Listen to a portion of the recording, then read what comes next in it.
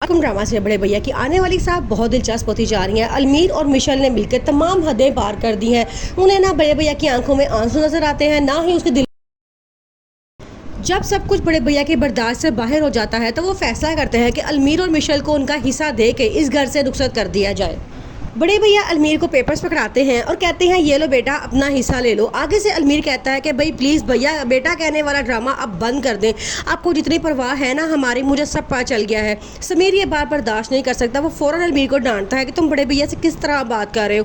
आगे से वो कहता है कि मेरा बोलना सबको नज़र आ रहा है, लेकिन बड़े भैया ने जो मेरे साथ किया है वो किसी को नज़र नहीं आता। वहाँ पर मामू और मुमानी भी मौजूद होते हैं। वो कहते हैं कि अलमीर तुम्हें क्या हो गया है, तुम अपने भाई से कितना बदगुमान हो गए हो, हम ये सोच भी नहीं सकते थे।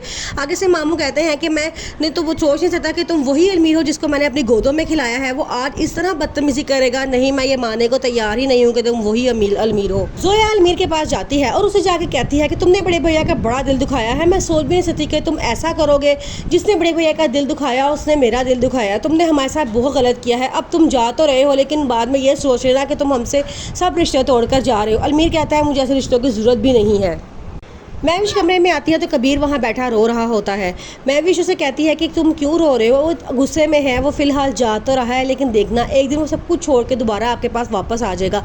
आगे से कबीर कहता है जिस नफरत से वो छोड़ के ये घर को जा रहा है, इस घर को ठोकर मार के जा रहा है, वो क्या सोचता है जब वो वापस आएगा तो क्या दोबारा उसे वही प्यार वही मान सम्मान मिल जाएगा।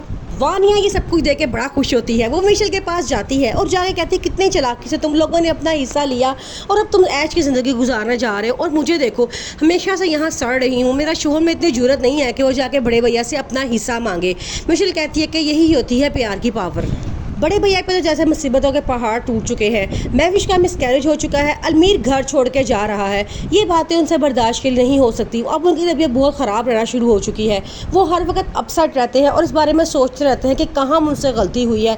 मैं पहले ही कह रहा था कि मिशेल वाली लड़की इस काबिल नहीं है कि उसे अपनी बहू बनाया जाए, लेकिन तुम लोगों ने कहा और मैं मान गया। अब मैं ये नहीं चाहता कि उसकी शादी वहाँ पे हो। कबीर ने अपने माँ बाप के मरने के बाद अपने बहन भाइयों की बड़ी अच्छे से परवरिश की होती है, उनकी बड़ी अच्छी जगह शादियाँ करता है और उनको अपने बिजनेस को बड़ी अच्छी तरह से सेटल करता है। लेकिन जब से वानिया के घर में आती है घर का सारा माहौल ख़राब हो जाता है।